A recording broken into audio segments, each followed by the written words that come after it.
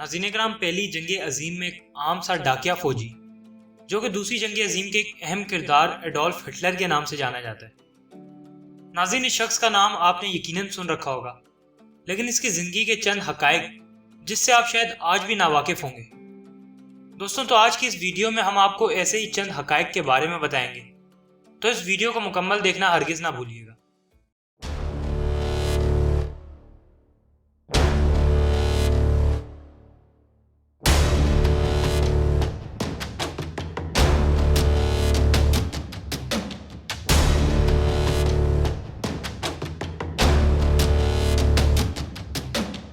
Verwendet habe im Dienste meines Volkes.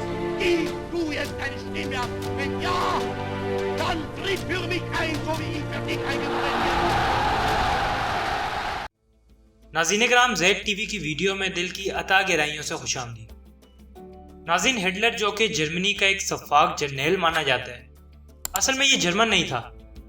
اس کا تعلق جرمنی کے ہمسایہ ملک آسٹریا کے ایک چھوٹے سے قصبے سے تھا۔ دوستو، ہٹلر نے اپنی ابتدائی تعلیم وہیں سے حاصل کی اور پھر اپنے والدین کے مرنے کے بعد اس نے اپنا مستقبل مصور یا پینٹر کے طور پر بنانے کی کوشش کی، جس میں وہ بری طرح سے ناکام رہا۔ ناظرین کرام، ہٹلر کا بچپن اور جوانی کافی تنگ دستی اور غربت میں گزری، جس کے سبب اس میں احساس کمتری گھر کر گئی، جو کہ بعد میں اس کی سفاکیت کا ایک وجہ بنی۔ ناظرین، مصوری کے شعبے میں ناکام ہونے کے بعد ہٹلر نے فوج میں شمولیت کا ارادہ کیا، تاہم آسٹریا کی فوج نے اسے بھرتی کرنے سے منع کر دیا۔ دوستو، کمانڈر نے ہٹلر سے کہا کہ تم بہت کمزور ہو اور گن تک نہیں اٹھا سکتے، تم جنگ کیسے لڑو گے؟ لیکن پھر تاریخ نے دیکھا کہ ہٹلر دنیا کی تاریخ کا سب سے خطرناک فوجی جرنیل بنا۔ ناظرین کرام، ہٹلر اپنے باپ سے نفرت اور ماں سے بے حد پیار کرتا تھا، یہاں تک کہ جب دوسری جنگ عظیم میں جرمنی شکست کے بے حد قریب تھا تو ہٹلر ایک زیر زمین بنکر میں جا چھپا اور وہیں خودکشی کر لی۔ دوستو، اسی بنکر میں دیوار پر اس کی ماں کی تصویر بھی پائی گئی تھی۔ ناظرین، ہٹلر نے اپنی جوانی میں ایک عظیم مصور بننے کا خواب دیکھا تھا، لیکن وہ اس شعبے میں ناکام رہا۔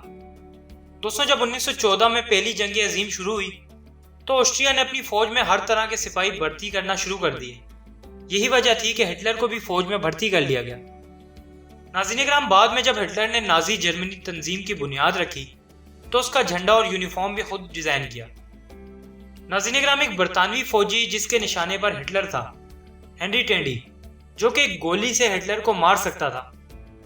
ناظرین کرام، اگر یہ فوجی ٹریگر دبا دیتا تو شاید 19ویں صدی کی تاریخ بہت مختلف ہوتی۔ ناظرین، ہنری ٹینڈی ایک برطانوی فوجی تھا۔ جب پہلی جنگ عظیم میں جرمنی کو شکست ہوئی تو جرمن فوج بھاگنا شروع ہو گئی اور ہٹلر بھی اسی فوج میں شامل تھا۔ ناظرین، پیچھے سے برطانوی فوج بھاگنے والے جرمن فوجیوں پر گولیاں چلا رہی تھی، تبھی ہٹلر ایک ٹھوکر سے نیچے گر پڑا۔ دوستو، ہٹلر نے جب پیچھے مڑ کر دیکھا تو اس کے پیچھے ایک برطانوی فوجی ہنری ٹینڈی کھڑا تھا، جس نے اپنی گن ہٹلر کے سر پر رکھی ہوئی تھی، لیکن اس نے گولی نہیں چلائی۔ ناظرین، ہٹلر سمجھ گیا تھا کہ یہ ہٹلر کو بھاگنے کا موقع دے رہا ہے، لہٰذا ہٹلر خاموشی سے سر جھکا کر چلا گیا۔ بعد میں جب ہٹلر جرمنی کے ایک اہم عہدے پر فائز ہوا تو اس نے ہنری ٹینڈی نام کے فوجی کو ڈھونڈ کر اس کا خاص شکریہ ادا کیا۔ ناظرین کرام، اگر اس دن یہ برطانوی فوجی ہٹلر کو قتل کر دیتا تو اتنے یہودی قتل نہ ہوتے۔ ناظرین کرام، ہٹلر کو اپنی 23 سالہ بھتیجی گیلی راوا سے عشق ہو گیا تھا، جس کے بعد یہ سکینڈل پوری دنیا کے اخبارات میں شائع ہوا اور گیلی راوا پر بے حد الزامات لگائے گئے، جس سے تنگ آ کر اس نے خودکشی کر لی۔ ناظرین گرامی، اس کے بعد ہٹلر کو ایک 19 سالہ لڑکی ایوا براؤن سے محبت ہو گئی، جس سے اس نے شادی کر لی۔ ناظرین، یہ شادی ہٹلر نے اپنی موت سے کچھ وقت پہلے ہی کی تھی، جس کے بعد دونوں نے ساتھ ہی خودکشی کر لی۔ ناظرین، ہٹلر اپنی مونچھوں کی وجہ سے بھی خاصا مشہور تھا۔ اس طرح کی مونچھیں تو جرمنی میں ہٹلر سے پہلے بھی رکھی جاتی تھی، لیکن ہٹلر نے یہ مونچھیں ایک خاص وجہ سے رکھی تھی۔ ناظرین، وہ وجہ یہ تھی کہ جنگ کے دوران ہٹلر ایک خندق میں چھپا بیٹھا تھا کہ دشمن فوج نے اس میں گیس شیل پھینک دیا، اور جب ہٹلر نے گیس ماسک پہننے کی کوشش کی تو وہ مونچھوں کی وجہ سے نہ پہن سکا، جس کے سبب ہٹلر کو کافی منٹ تک اپنی سانس کو روکنا پڑا۔ ناظرین، اس کے بعد گیس کا اثر ختم ہوتے ہی ہٹلر نے اپنی مونچھوں کا وہ حصہ کاٹ دیا جو ماسک پہننے میں دشواری پیدا کر رہا تھا، اور اس کے بعد یہی مونچھیں ہٹلر کے لیے خاصی شہرت کا باعث بنی۔ ناظرین کرام، اب بات کرتے ہیں اپنے سب سے آخری اور اہم سوال کی کہ آخر ہٹلر کو یہودیوں سے اتنی نفرت کیوں تھی؟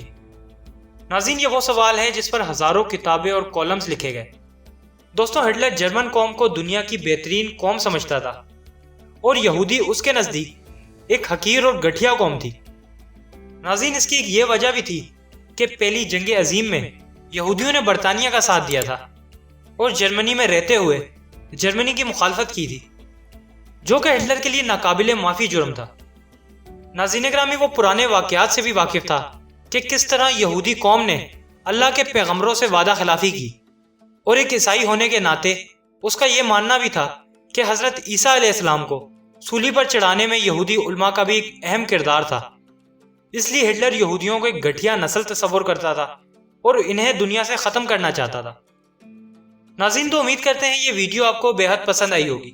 ویڈیو کو لائک کرنا اور چینل کو سبسکرائب کرنا ہرگز نہ بھولیے گا۔